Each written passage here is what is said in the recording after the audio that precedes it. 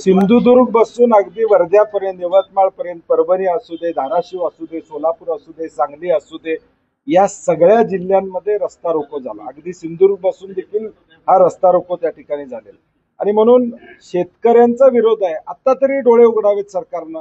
आता तरी अट्टास का करावा? आधीच सरकार कर्जाच्या खाईत आहे.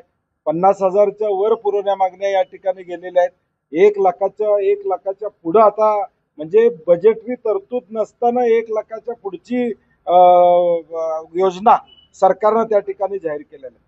आणि म्हणून हा महाराष्ट्राला आर्थिकदृष्ट्या खाईत नेणारा, दिवाळखोरीकडे नेणारा हा शक्तीपीठ नको, अशी आमची भूमिका आहे. एबी ग्रुपचे संस्थापक अध्यक्ष माननीय अभिषेक उमेश भोपळे आपणास उदंड आयुष्याच्या अनंत शुभेच्छा.